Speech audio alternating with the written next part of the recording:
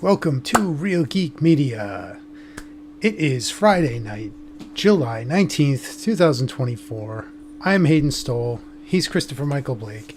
It is time to talk about The Acolyte, the big finale, episode 8, entitled The Acolyte. Christopher, how you doing tonight? I'm just fine. I had enough of the shit sandwich that they're kind of throwing at us at this point. Yeah. This one, this series has been just one eye roll after another. I don't know, hard to defend some of this. But let's get into this. Episode 8. Here's the tail of the tape. Episode 8 of The Acolyte, entitled The Acolyte, directed by Hanelle Culpepper, written by Jason McAuliffe, air date of July 16th, 2024, approximately 45 minutes long. Of which about 7 was credits. Credits at the end. Yeah. This was something. I don't know, man. We get the conclusion of some of this, and some of this is still left dangling. We have May and Osha. If I want to just touch on this a little bit, what in the world is like? Who are you? Who do you root for in this series? Who are you supposed to root for? Right? All of these characters are either incompetent or just, bad. Like, there's no good people in this entire series. I'm really not sure who this show is for, and maybe it's in the script somewhere that, it's actually in there, but it's not shown. From whatever the directors got out of the actors, it's not there. None of it is there. From the flip-flopping characters, but the May and Osha stuff. What did we just see? What was this? They end up, seeing each other again on Brendock. We come back to Brendock. This is a big, finale. Soul's there with May, and then here comes Osha with, Kamir, and, they go looking for each other, and, when May and Osha get to each other, here it comes, they're fighting, and they're fighting identically. One of them was trained by the Jedi, one was trained by Kamir. And they have identical moves. I'm like, I don't know. None of that really made much sense to me. And Osha, again, we had talked about this a little bit last week. And my prediction was that she's going to turn bad and she's going to kill Saul, which she did, without a weapon, which she did. And I don't know. Like, what is this? Who do you root for? Who are you rooting for? Who's you backing in this series? Like, if you're a kid watching the show, who do you get behind? So, this is just my opinion. Number one, the fight scene between May and Osha was terrible. It was just so badly choreographed. There was, no threat of anything. I mean, look, then you even got the robot splooge, coming out. Again, I mean, I really just don't understand that, but that's another side story here. I can tell you what I did like about this episode, because there was actually, for me, one defining moment that I did like. And for me, that was the fight between Quymir and Soul. Until... Oh, yep. I know where you're going. Until they went Matrix with it, and Crouching Tiger, Hidden Dragon off the bridge. Yeah, that was painful to watch. That, for me, was actually pretty interesting to see. It was the saber fight. I was hoping Soul would actually come out on top, and if he actually had killed Quymir, then maybe Osha would have killed Soul at that point. Because, I really, here we go. Soul's disarmed. Quamir's there. May's there. Oh, you killed our mother. And then Osha shows up. Is this true? You did this? And Soul does not say the one thing that would save his life. He was disintegrating May. Right. I had no Right. choice but to do this other than save your sister. Quite simply put. How do you not say it? And instead he goes, I love you. Oh, boy. And she does the worst Darth Vader impression. There's like no force behind it. She's just like holding her hand up, like she's like waiting for like a cup of coffee, and just like, oh, you know. She has no range. Every single thing is the same expression. That was supposed to be anger, and you got. This is the look on her face. And this is the look on her face for surprise. This is the look on her face for happy. I mean, you can't get anything more out of her. Anger, put it in your face. But, you know, it's such a odd thing when you write these characters and there's no logic to it. Because he would logically say, listen, I was doing what I thought was right. You were disintegrating in front of my eyes, and I was trying to save you. He says none of that. None of it. And I was like watching this, and I'm just like, what? Well, look, it gets worse because on board the ship, Oh, boy. you have Richard Gere's hamster, or gerbil. Soul has her lined up. I'm going to shoot her wing out so I can force her to land. And the gerbil decides, no, no, no. For whatever reason, I'm now on her side. What was that? And then it's like, you now stay on on the plane. And it's like, oh, Quimir comes out and says, at one point, where they're at the tree, right? If I feel you, the Jedi can feel you and they can find you. Right. Well, apparently, they can only find them with Basil's help. Right? Because that's Basil's over there to lead them. And again, I'm sitting there thinking to myself, what you just said contradicts what's going on in order to bring this non-relevant character in who's really done nothing. Mm-hmm. Has no purpose other than to sell toys, I would think. And it'd be cute for kids. Right? I mean, that's the BB-8, right. R2-D2. Yep. Look, a little cute character. Right? Yeah. Right. And it bothered me because when they're on the ship, and May, I can forgive the whole escape and Pip and everything. I can forgive that. I don't have a problem with that. Some people did. I didn't really have a problem with that. How she got out, and then she electrocutes me. I have a problem with that either. Soul's chasing her to the escape hatch. He sees her from down the hall, and she says, nanny boo boo, you can't get me. And she gets ready to hit the door. And I'm sitting there thinking, why not use the force? Force choke this, or not force choke, but force pull this bitch back into the ship. Yeah. And you don't have to worry about this. Yeah. Or even force push the door open. Yeah. But no, we're not going to do any of that here today.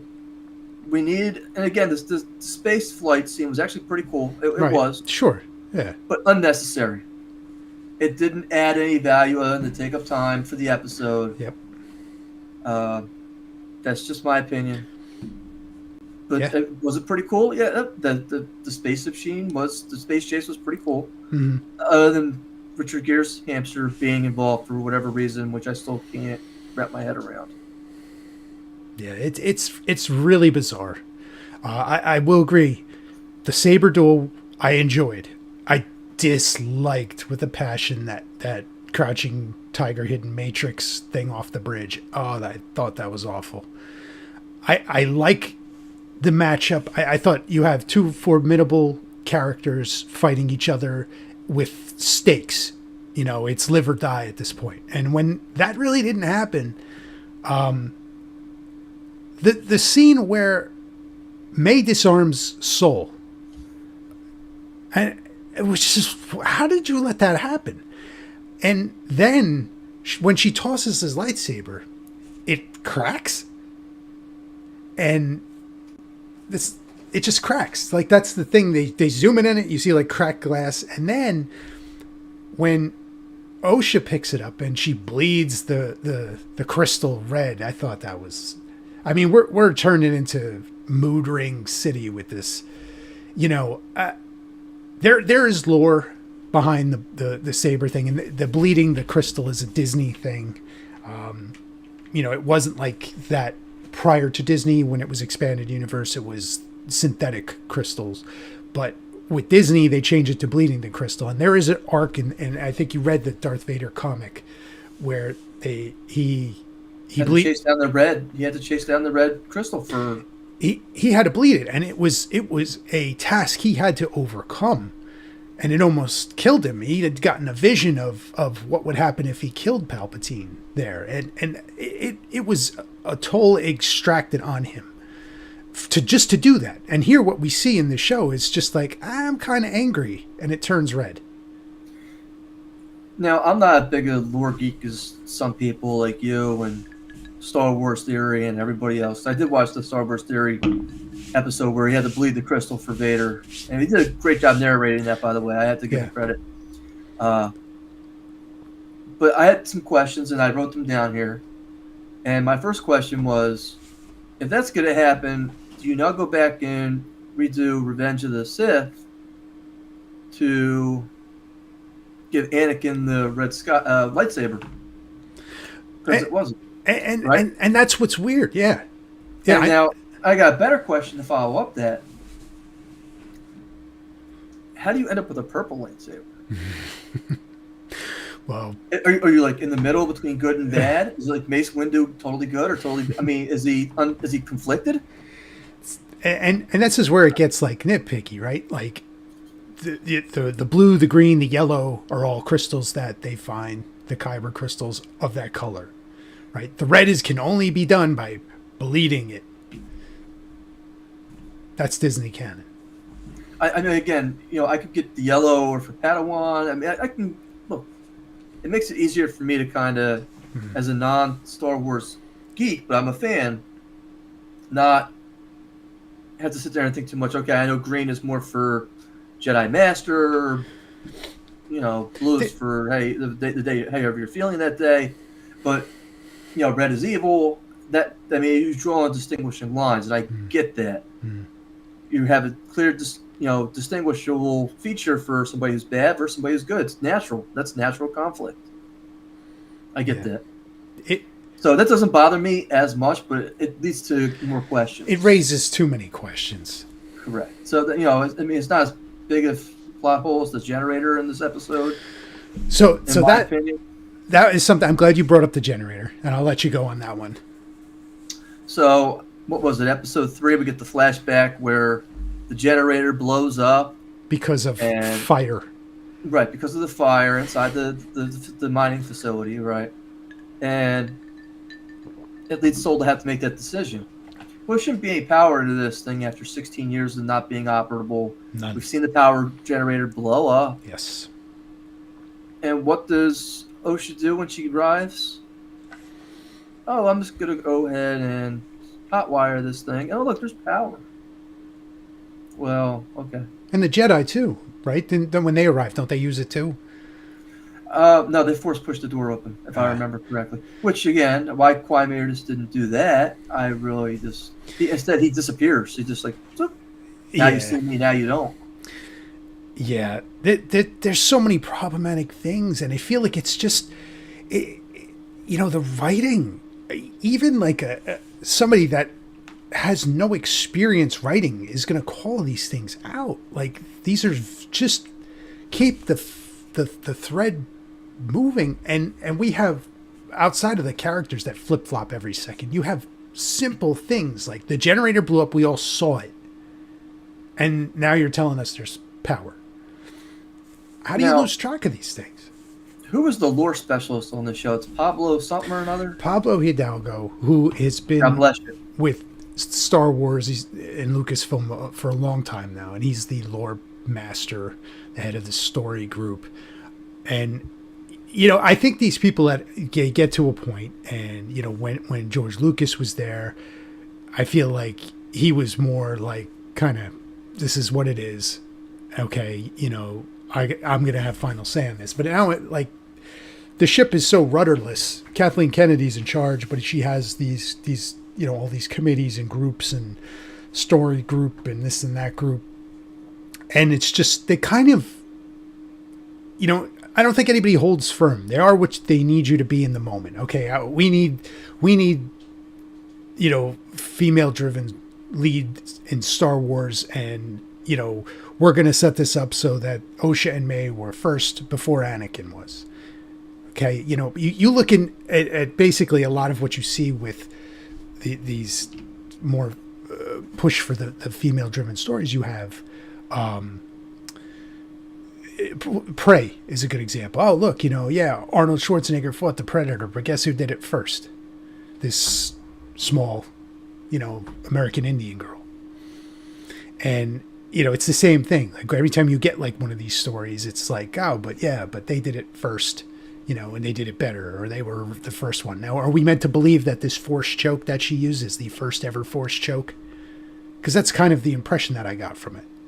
They all stood there in shock looking at her, right? When she's choking out Soul. I don't know. Because I don't know. It's just... I disagree with you a little bit on that, and I'm going to tell you why. Because Quymir, in the episode, he's almost, disarmed, right? I mean, he could try to get his lightsaber, the small one at least, back, right? He could use the force to try to get... I mean, the big ones, I think, was cut in half, right? Yep. And then May grabs Soul's lightsaber. And Quymir says to her, now is your opportunity. Cut him down. Right. Take him out.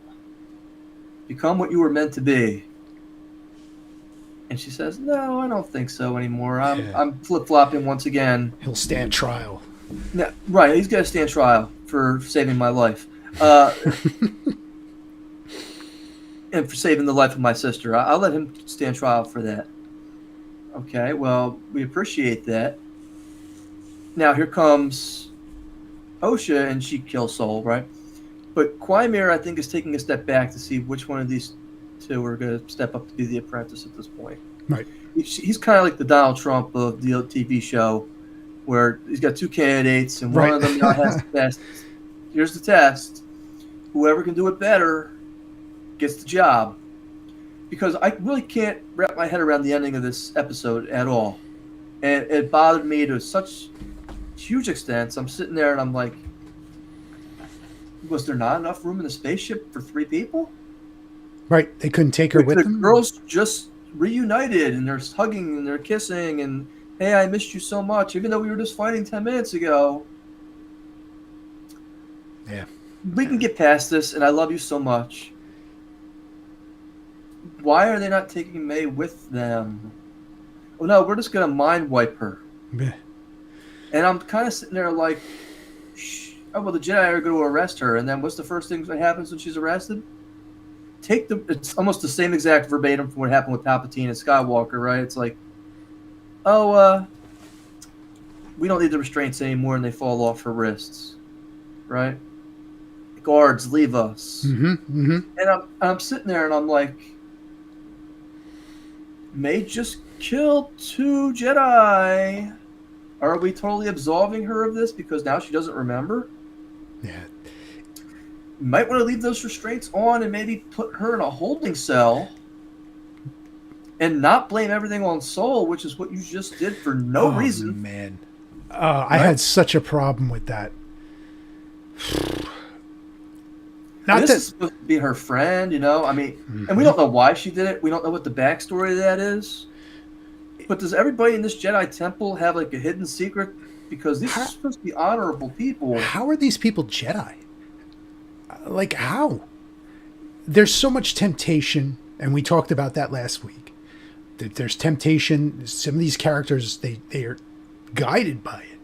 And, we're told in the original trilogy, this leads to that, and that leads to that. And, those are all paths to the dark side. And, we have people in the Jedi, in the temple, in like a leadership role. That's really all they're doing. I'm covering up everything that comes across my desk. Everything is a cover-up. And then, the Senate, the senator that talks to Master Vernestra towards the end is basically, shames, trash talks the Jedi right in front of her, to which you could see she's getting angry. and just Well, first he's poking fun with her stomach. He's like, "Oh, you need some yeah, Pepto?" yeah. All right, but how is it that everybody knows that she's been off-world on a mission? Like every single, like I'm sure that they got spies. I can give them that. I don't have a problem. The problem I have, Hayden, is the talking down to that Star Wars fans got during the initial Senator and Master Dominatrix's encounter back before she takes off to go to the planet Brendok, and basically he sits there and goes into everything that's wrong under the religion and with Star Wars fans. And it's almost like they're speaking directly to everybody out in the audience, telling them how wrong they are for believing in this stuff. It's too meta, man. It's way too meta. It's like everything's not so black and white, and shame on you if you believe that it is. Yeah, I agree. Well, I'm sorry, 100%. we've only been looking at this for the last 50 years, and now you want to throw shade on it and be like, no, this is the way it really could go down. To the fact that now you have possibly corrupted Master Yoda at the end of this episode. Oh, dude. Listen, right? Before we even get to Yoda, when they're having their little Disney corporate meeting with the centers, and you get the most meta comment, this was all the work of one flawed man. There you go. Message. Get Keenan Ivory Wayans in here to say the message. And that's it. That's meta. That's their message. Okay? Are you talking about George? Are you talking about Lucas? This is all the work of one flawed man? Like, it's just, there's so much in this that, as longtime Star Wars fan can look at this and go, what? And now you bring up Yoda, right? So they got to drag Yoda into this. And does that make Yoda just incompetent too? What did she tell him? I mean, I know we're never going to get a season 2 of this show. You don't think so? No. That's my last question for tonight was, do you think there's going to be a season 2? And I think that there almost has to be at this point because Kathleen, Leslie Hayden, and Kathleen, they have to save face at this point. Well, here's the thing. They have to. Because, it's kind of like the World of Warcraft statement that they made about vanilla. You think you'd want this, but you don't. And it's kind of reverse to that. You think you don't want this, but you do. And our numbers and the fact that people are watching this on YouTube, hating on it, tell us that we're right. There's probably, I don't know. $180 million for this series. It's got the least amount of views of any D+ Star Wars series. The least amount. Nobody's watching this thing. Even the people that are all, carrying the torch for this thing all through the whole season. When the Nielsen numbers and the Luminant numbers and all that stuff have come out, and nobody's watching it. Nobody's watching it. So how do you justify it? Even if you're Kathleen Kennedy, you're Bob Iger sitting there, and she's like, hey, how about a season 2? And he's like, okay, $50 million is your budget. I don't think so. You're not spending 180 again. You're not getting that. So, what do you do? I mean, the eyes are not on it. It's not popular. Nobody cares. The only people that care are people that watch YouTube to get the commentary, right? That's the only engagement this show gets. You go on X and you see people carrying the torch for this show. Okay, you can't honestly tell me that this was a good show. You can't. It wasn't. It may be the worst Star Wars thing that I've seen. And outside of Kenobi, which I think did more damage to the lore than this show does. But, Kenobi at least had a legacy character in it. This show there's just nothing there. It poorly written, poorly acted, and it just one thing after another. I don't know. I don't see it happening. I wouldn't be surprised if there was. I'm not going to say it's never going to happen. The way Star Wars is going right now, we may get season 2 and 3 of this thing because it drives home the message they want. Now, when Kathleen Kennedy read the original script of this, she cried. Okay, you tell me at what point in that story moved you to tears? Because I didn't see any. It's the part where she got to put her girlfriend in the green makeup and make fun about her gastrointestinal issues, in my opinion. But this is where the money's going to come from. You ready? When they make the Mandalorian movie, and that thing makes $500 million. I don't see it. Are you kidding me? Baby Yoda all over the place. Get the kids, get the popcorn, get the AMC bucket out. I'm telling you. Let me go back. Yeah, million. Jon Favreau's doing that, so you're right. That will probably make a lot of money because he's an accomplished director. And not only that, he'll take it back to it. Look, you can't have the Mandalorian without the Mandalorian in it. Mm-hmm. Now, I didn't finish watching season 3. I do have to go back and finish watching it. That's on me. I just got too busy and was like, I got 3 or 4 episodes in and was like, wasn't really appealing to me. Yeah, it's but again, I had heard that they had kind of taken the Mandalorian out of the season towards the end. I could see them bringing that back in. I mean, I actually like, contrary to what people were saying, Book of Fett. The shootout at the end was a little, and the character's motivation, but I like the whole Tusken Raider part. I like the whole. I thought that was good. Yeah. Again, that's just my opinion. We can agree to disagree. I hear you. I hear you. I would watch a season 2 to that. Mm-hmm. Watch Ahsoka. I've heard mixed things about it. I've heard some people say it's okay, and some people say it's not. Again, I can live with it. But when Mandalorian makes $500 million, they're going to, because again, I don't see Book of Fett doing better than, because I've also heard that they're going to have Obi-Wan season 2, right? So they got all these plans for all these season 2s, which I don't think are going to be better than season 1, which should worry about Kenobi. I mean, that was a dumpster fire waiting to happen. I mean, I watched that thing hoping it was going to get better, and then, oh man, look, I can forgive them for, let's have Leia and him get together. I can forgive that. I can almost forgive Vader coming over, but I couldn't forgive that last sword fight. It was like everything that Kenobi had just I kind of forgot how to do all this. Yeah. And, I really just... How about losing respect for a character? It was like... Man, that was such a tough portrayal for him. I did not like that. I mean, I like the Qui-Gon at the end. I thought that was all right. But he should have been in it from the jump, right? Like, put him in, half the season. No, we get him in the last minute of this show. You make a good point. They are going to make money off of Mandalorian.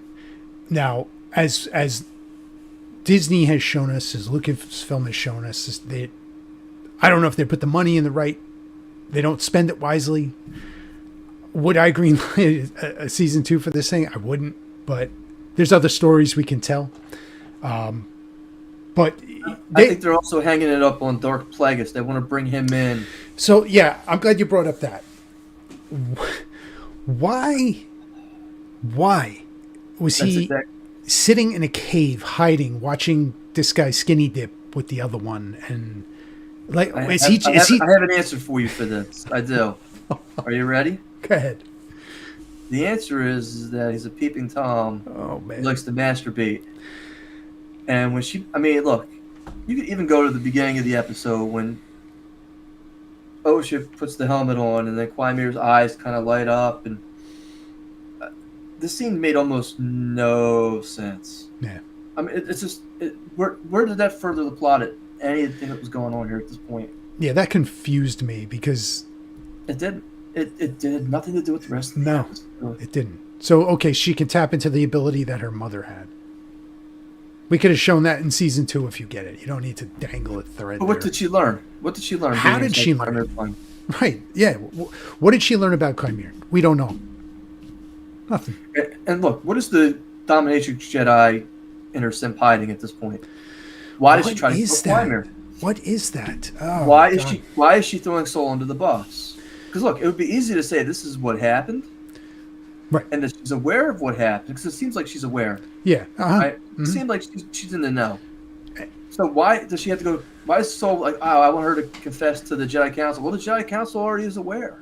And boo boo, ha ha ha. I already let them know, and they didn't have a problem with me killing your mother witch, who was turning into a vampire of smoke Right. and trying to kill you. Yeah. No, we didn't get that today. We got, I love you. I love you. Right. No. It's wild. It's wild. Correct. The Plagueis thing, I would have been good if they didn't even show him. Or if you're going to use him earlier in the season. But they take out their shiny object and they dangle it in front of you in hopes that it sparks enough interest that, oh, maybe we could get a season 2. Look, we're going to use Plagueis. Look, Yoda. But the Plagueis thing, in a cave on this island, like, he's just spying on him. And is he going to learn the idea that she was created by the witches and the witches are the ones that gave him the idea? I would like it better if it was he was involved in that process with the witches. But who knows where they're going to take that if this thing gets another season. I did not like the inclusion because it really made him look like a creepy, voyeur. I don't know. And then you get the little Twilight holding hands over the lightsaber at the end of the episode. I don't know. What is the deal with those two, right? He killed Jecki, he killed Yord, who she was friends with. I'd have a hard time getting past that alone. And none of it makes sense. Her turn, her I don't get it. You've seen him wipe out 7 Jedis that were innocent. Mm-hmm. Those were innocent people that she killed, that Quimir killed. And she does not seem to have any compunction, any loss of sleep about any of it. And it's just kind of like, that's my boyfriend. That's what he does. It's like, Yeah. That's what he does. Have you seen him put the shirt off, though? Right. Yeah. I saw him skinny dip. Look, if you want the shirt off, you got to put up with him killing Jedi. It's kind of like... really bizarre. Just real, like, what is the message there? Right? It's clearly, for me, it's not enough to justify her action. And even Soul saying, yes, that was the truth, but I thought I was protecting you, which he never had. He had the opportunity, he never said it. Osha all along has been the good one, the one with morals, the ones with values, and all that is out the window because she saw this guy skinny dipping, and here we are. So great plot. It gets worse because if they do have a season 2, they have to bring May back, which means you have to unwipe her mind, right? You have to unwipe her mind now. Yep. Which is going to beg the question: why didn't they just do that from the get? Mm. And how inept is Master Yoda that he is not feeling these disturbances in the Force? Yeah. With Darth Plagueis, I guess they brought him ahead of time, right? Is that what happened in terms of the lore? What's that? That they brought Plagueis ahead in time? Is that right? I No. I don't know. Plagueis. He's. I know Palpatine kills him, right? I mean, that's the story that we get in Revenge of the Sith, right? Mm-hmm. Now, Plagueis is. I don't really care too much if they play around with the ages.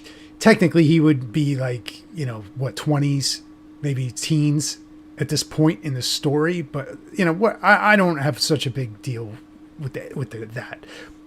But it's just bizarre to me. Like, I agree. Like the Yoda thing, Yoda's going to seem completely incompetent if she tells him everything. And go ahead. What we get in episode 1, 2, and 3 is like, Yoda feels all the Jedi's deaths in Order 66 in Revenge of the Sith. He sits there. The 7 pupils are wiped out, and he doesn't even bat an eye. Doesn't bat an eye, right? So I gotta go to the can. It's like yeah, like there's just no consistency there. Like kind of with what we've already seen. And look, you even see it when the Dominatrix Jedi steps off the airship, and it's like, oh, he's alive. Yeah. And it's like, I gotta put this helmet back on real quick. And it's like Magneto helmet. But you're gonna tell me that Yoda hasn't felt the presence of the Sith at all? I mean, because now we're confirmed, right? This is the Sith, right? I mean, which haven't been around for a millennia, but 100 years It's close enough. Yeah, and the Jedi cover-up team are just happy to hide that fact because there's a whole bunch of them that know at the temple. And But I mean, let's face it. If you have a season 2, you're gonna have to rewipe and reload May's mind. Yep. And then what? Hope that she doesn't kill more Jedi? Because behind Quimir, she's number 2 on the list. She's killed more than Osha so far. Yeah, and you had Chimere in the I think it was episode 5, where we had the fight with all the Jedi. He was trying to kill May in that episode, right? I don't know. It's all so very jumbled and just nonsensical. I don't know. I'm glad the show is over. I'm glad there's no more episodes. Like I said, I share the positives that you had. That the lightsaber fight was enjoyable up until a point. I don't know. There is one other person I wanted to give some credence to here and say, I think he did a very good job for what he was dealt with, and he actually learned English for the role. Was the guy who plays Soul. I thought he did a pretty good job, and I was actually rooting for him not to die in this episode. Yes. And look, I knew it was coming. I even put it on X that it was going to happen. Mm-hmm. And look, of the 4 predictions I put out there, I had 3 come true. Mm-hmm. I'll take those. Look, that gets me into the Hall of Fame right there. So it's true. He did good, a very good job. He was an engaging character, very flawed character, and I think for what he was given, he did a good job. He did a good job. Lee Jung Jae. Yeah, learning English for the role. Listen, you went that extra mile. I got to tip my hat. He was good. The most compelling character, start to finish, for me was Chimere. There's always a little something interesting with the villain characters, and I thought that he had an interesting quality. He had the best action scenes, and it's just, the other characters that are in the room with him and acting with him just didn't carry their end of the deal. Like the scenes with Osha, the scenes with May, I don't know. I could have done without it, but those 2 characters were, for me, the best ones in this series. We ran a poll on X. What was the question, Hayden? This was episode 8. Did you like it? Did you not like it? And we had 52% liked it, 48% didn't like it. And I think there's things in here to like. The spaceship chase we talked about, the lightsaber duel we talked about, some of the things in between and before that, problematic. But it seems like our audience, veered slightly on the like side of this episode. Whatever. Yeah. Hey, listen, if you guys enjoyed this show, I'm happy you did. It wasn't really for me, though. It wasn't really for me. At the end of the day, it wasn't terrible, but they did mess up a lot of different stuff. And again, I'm not a lore guy. I'm not like gung-ho on the 1,000 years and all that other stuff. Like, if you asked me that guy's name, I wouldn't be able to tell you. I mean, I know it's Kai, Moon, whatever, okay, whatever. I mean, other than Yoda and Kiadi, yeah. God bless you, yeah. Conehead. I mean, look, basically, yeah. I mean, but would I have much rather seen like a Mace Windu show instead? I would have probably much rather seen that. Mm-hmm. I think it'd be interesting to see, what they do with Plagueis, if they do. But my number one question for this entire show: what happened to the Zabrak mom? And would she make an appearance in season 2? You gotta think she does. I mean, they did everything intentional. Every little piece of dialogue, every little thing was all intentional. They'll say something in the beginning and it ends up at the end. So her disappearing, clearly a shot of her just disapparating She has to, if there's a season 2. Did they tell you exactly? I mean, because May says, after I fell down this hole, I went through this mine shaft, right? Came out the other side. Did she say, like, who found her after that? No. I don't recall. I don't think so. I think she just said, this is how I got out. Yeah, and that was kind of it. I mean, I don't remember if she says I found a ship to get on, or, I mean, so you would think that somebody already on the planet had a hand in helping her out at that point. Yeah. Well, so, I mean, I don't know if I want to put that on the mom or not. Yeah, it's entirely possible. Entirely possible. Somebody got her off that planet somehow. Giant plot hole. And OSHA doesn't even bat an eye and ask. No. It's like, whatever. Okay, oh, that's nice. Look, a tunnel. Now, here's less power, by the way. Here we go. You're right. As they're walking down it, the lights are going on. Gotta love it. Here's a question, and we may have touched on this when this episode aired, the one where Chimera was skinny dipping, and she asked him about the. He says he starts alluding that he was trained by the Jedi, right? And she's like, "Oh, you were trained by the Jedi?" And he's like, "That was a long time ago." Okay, because he looks 30. Okay, so if he was this other one's apprentice, like, what is that a long time ago comment? Is he masking something? Is he not masking something? I'm not really clear on that. Well, I mean, this entire show is 16 years, right? So you would have to think that he may have been younger than OSHA. It had to be before OSHA became an apprentice. She became one around 8 years old, right? Well, I don't know if it was 8 because, again, the entire show goes back 16 years, right? It was 16 years from the time of the Jedi witch, the witches, right? Right. I thought they were 8 when they kidnapped them. Again, it could be, but you have to think that it has to be before then that he was a Padawan Dominatrix Jedi. Because whatever happened with them, more likely that, hey, Coach would have seen them running around. Right? The temple doing training, something. It's kind of like when you go to karate class. Kids teaching the younger kids, the purple belts, the brown belts. Hey, this is the moves, and I'm going to help you kind of perfect them. And you're helping the master sensei out, Yeah.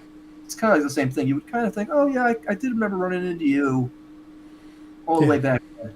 So it has to be longer than 16 years is basically what I'm trying to allude to at this point. Right.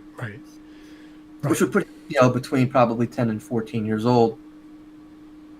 At least you would hope for sake of, I mean, if he's 30, if he's 19. Right. I mean, look, it looks like Yort's still an apprentice at this point, even though he says he's a Jedi Knight. He was so irritating. Just make up your mind, bro. It's like, let me break out the manual because I'm only doing what the manual says. Which says, take my shirt off. It's I better steam my cloak.